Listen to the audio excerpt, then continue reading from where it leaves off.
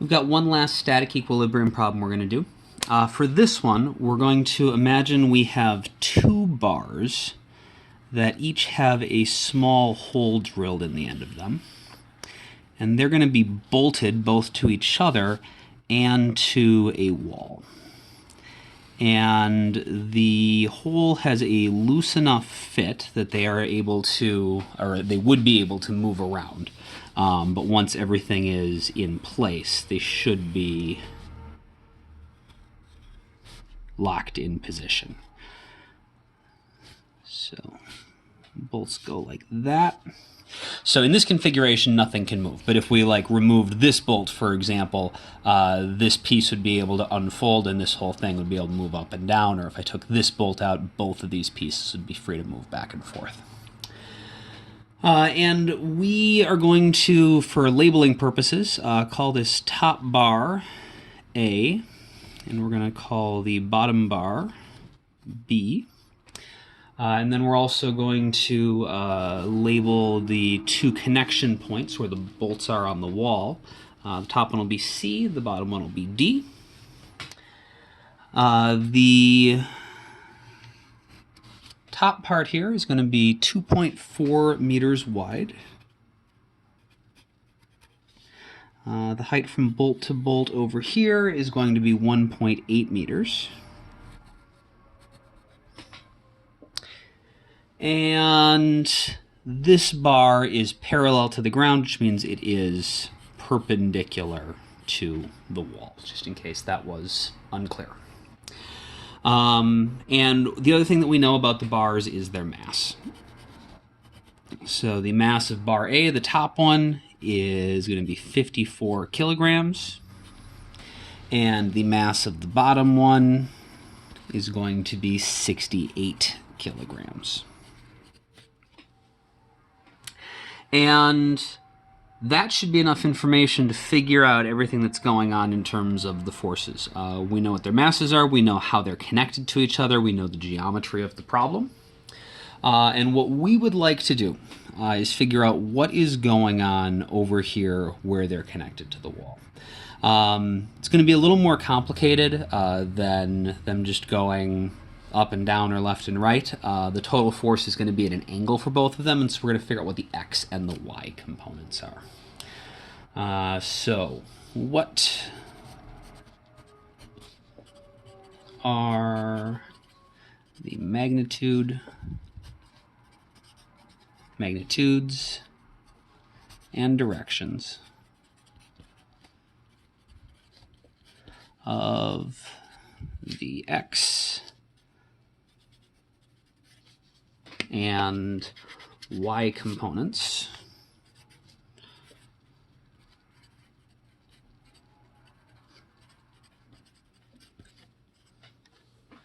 of the forces on the bars at points C and D. So we're trying to find four numbers. The x and the y component of the force is here, and the x and the y component of the force is here. This is, of course, a static equilibrium problem. We can recognize it's a static equilibrium problem because nothing is moving, so everything's at rest, but also it's composed out of a bunch of elements that certainly could move in other situations. So like our other static equilibrium problem, the first thing we're going to do is turn this into a free body diagram so we can get some equations. So I'm going to draw sort of a simplified version of our picture rather than draw the bars all fancy. Just draw them as single lines. Got the wall here. So we've got point C, point D, and we're going to start putting our forces on here. So the force of gravity is going to pull down on each bar. We're going to do each bar separately here. And so the top bar, bar A, that is going to have a force of gravity that pulls downwards on it. We'll call that FGA. And of course, bar B will also, at its center of mass, have a force of gravity pulling down on it.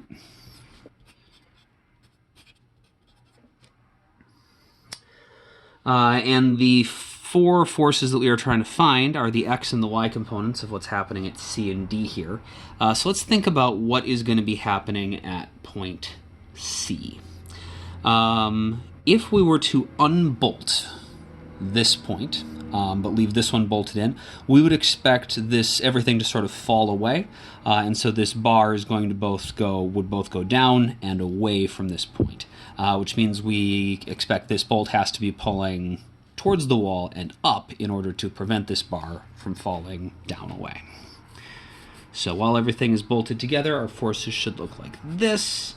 This will be FCY.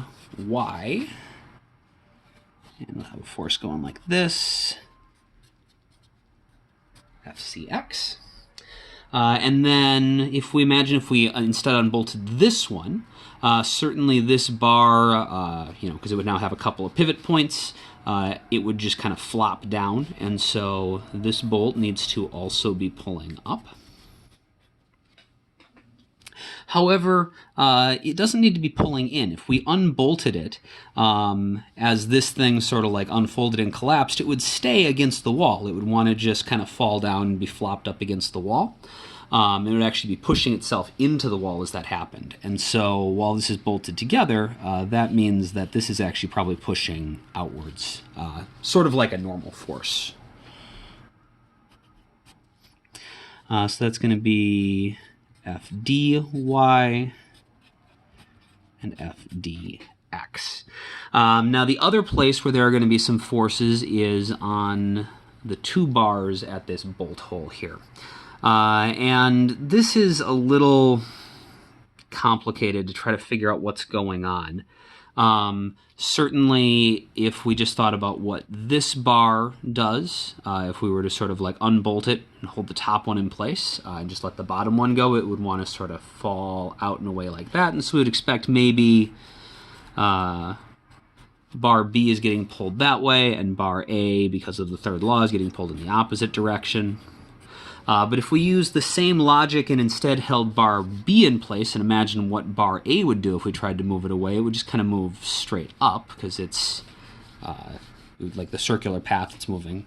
Tangent would just be straight up. And so it seems more like maybe the forces should be straight up and down. Or maybe they are something in between this. It's unclear. But there's definitely some kind of force going on. The bars that bolt, if that bolt was not there, the system would behave differently. And so the bolt and the bars are definitely exerting some forces on each other. So we're going to start with, remember, since this is static equilibrium,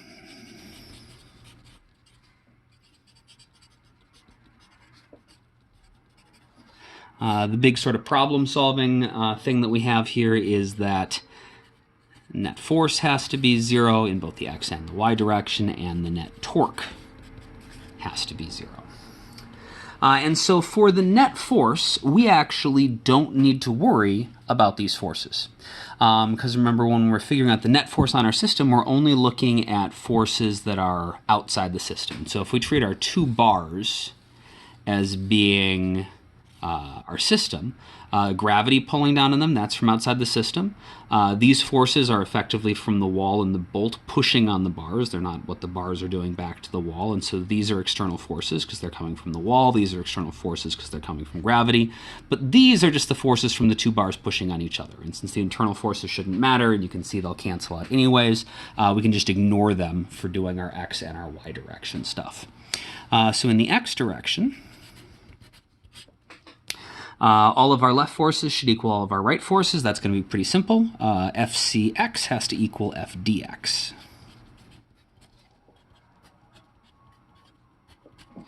In the y direction, all of our up forces have to equal all of our down forces. Again, ignoring these, we've got two forces going up, two forces going down, so that shouldn't be too bad. The total of the down forces, FGA plus FGB has to be equal to the total of the up forces, FCY plus FDY.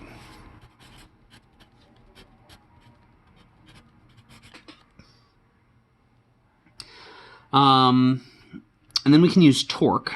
One thing that you might recognize is going to be an issue is that we don't actually, if we just use one torque equation, we're not going to have enough equations to solve the problem. We can find FG and A and FGB because we have the mass and we can use force of gravity as m times g. But we have 4 unknown things that we need to find, which means we need 4 equations. And so there are 2 ways that we can do this. One is to sort of treat the 2 bars as a single system and write torque equations from the perspective of 2 different pivot points. Like ask what would happen if we pivoted the entire bar assembly around this point and around this point. The other way to do it is to treat each one of the bars as sort of its own object and write a torque equation describing the torques that have to be acting on this bar and the torques that have to be acting on this bar. And so I'm going to do that second method because that is the approach that you wind up needing to use in the last problem on the problem set. And so it'll be good to sort of show you kind of what that looks like. So for bar A,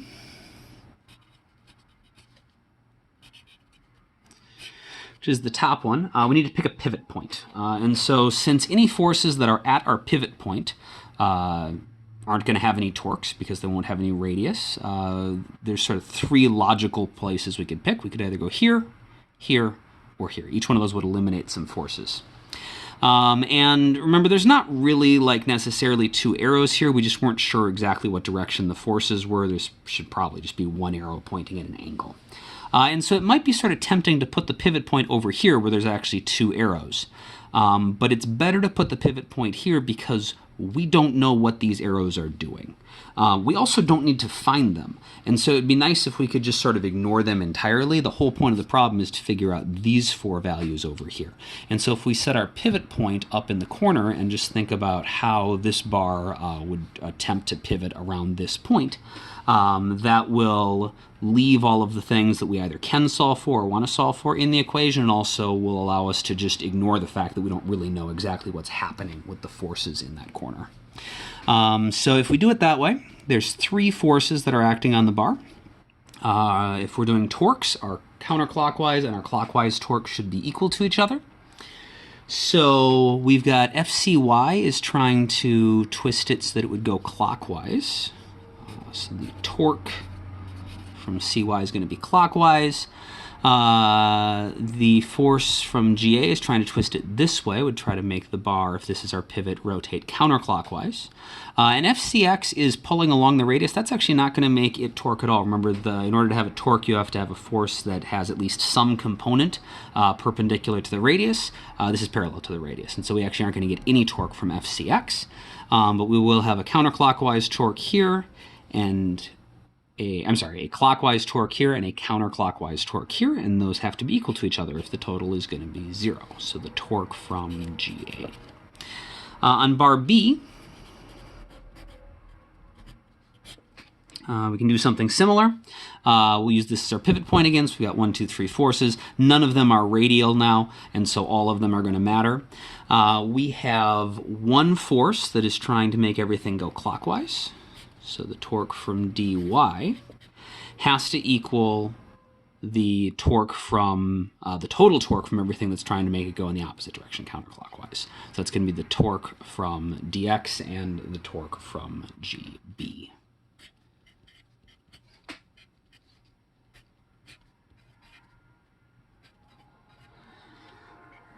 At this point, I actually probably should have told you to try to pause the video and see if you could come up with these equations first on your own. But now that we have our 4 equations, this should be a solvable problem. And so why don't you actually pause the video quick and see if you can actually figure out what all of these forces that we need are.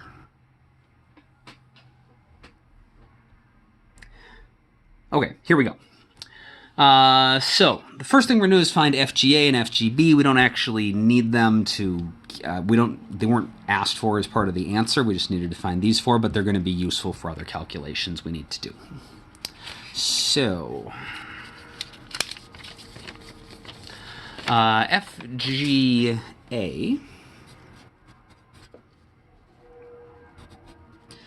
is just going to be the mass of A times G, which is going to be 54 times 9.8 is going to be 529.2 newtons. And then B, force of gravity on B, is going to be the mass of B times G, which is going to be 68 times 9.8, which is going to be 666.4 newtons. And then if we look at our 4 equations that we came up with, only one of these really makes sense to attack right now. We have 2 terms here, but we're missing these 2 things. We don't have either one of these, so that's no good. We don't have 2 things here. We've only got 1 here. So this equation is going to be a torque based on something that we know, GA, and that'll be related to a torque of something that we don't know. So this should be our first approach.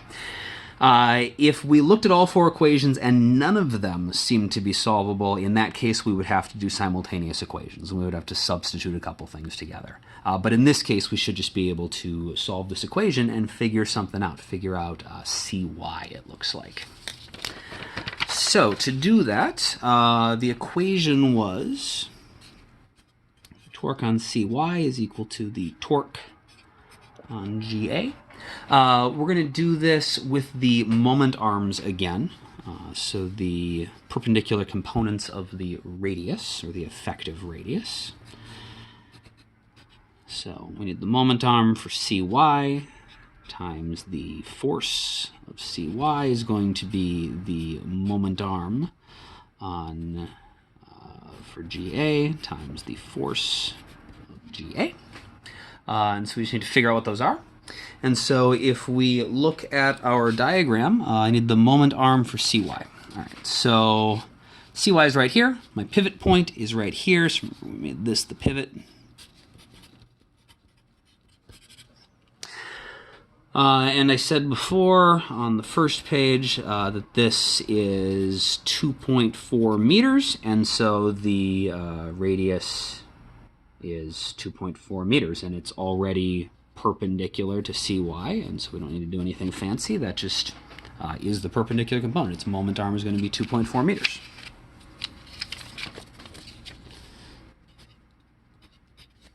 So 2.4 FCY is equal to the moment arm for GA. All right, so GA is right here. Its force is like this, and that's actually also perpendicular to the radius. So we don't need to draw anything in. We can just figure out what the radius is, because the current radius is already perpendicular to our force. And since the force of gravity is acting on the center of mass for the bar, that's going to be at exactly half of 2.4. That'll be 1.2 meters.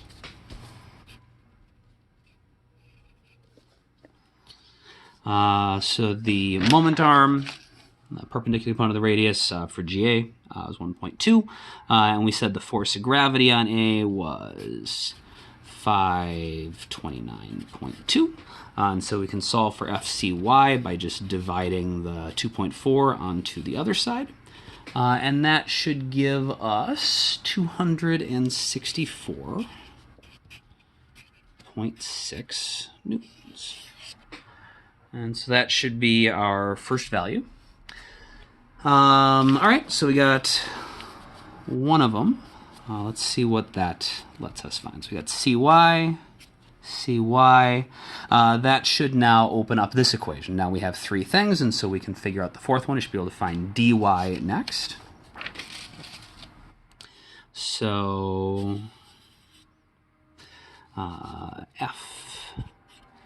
FGA plus FGB equals FCY plus FDY. We said the only one we didn't know is FDY. So FDY is going to be equal to FGA minus FGB minus FCY. We'll plug all of our values in. And that's going to be 529.2. How did I get a minus sign here? It should be... That should be plus, and then we move that over. So that, okay. Plus 666.4 minus FCY was 264.6, which comes out to... dy is going to be 931 newtons. Sure includes the FCY part. All right, so we've got 2 of the 4 things we set out to find. Now that we have FDY, let's see where that leaves us. Got that done. FDY looks like this equation is the way we want to go next. So I'll need a new sheet for that. So the torque from dy has to equal the total of the torque from dx plus the torque from GB. And so we'll write this as moment arms. The moment arm for dy times the force of dy is equal to the moment arm for dx times the force on dx plus the moment arm for GB times the force of GB. So we just need to figure out what our moment arms are. So the moment arm for dy. Right, so dy is here, and we can see this time it is not at a 90-degree angle compared to the radius. And so we're just going to extend this until we get to a place where we actually can go out perpendicular, and that happens here. Okay, so if we extend this out, we find that the perpendicular line that actually goes back to our pivot, so that's going to be the component of our radius that is perpendicular to this, is right here. And so that's 2.4 meters. That's going to be the moment arm for dy. It's going to be 2.4. FDY is the thing we are trying to find right? No, that's 931. All right. Now we need the moment arm for dx. So dx is right here. We can see that is also not perpendicular to the radius, and so we'll just sort of follow this along until we get to a place where we can make a right angle. And so this here is going to be the moment arm for dx. This is the moment arm for dx. And we said that from C to D, said that was 1.8 meters. So this must also be 1.8 meters. So our moment arm for dx is 1.8. Fdx is the thing we are solving for. It's our unknown, so we'll leave that. And then we need the moment arm for GB. And so we go here and find GB, also not perpendicular. If we go in this direction, we'll actually never get a place where we could turn 90 degrees and go back to the pivot. So we go in the opposite direction, and we see that this is going to be our moment arm.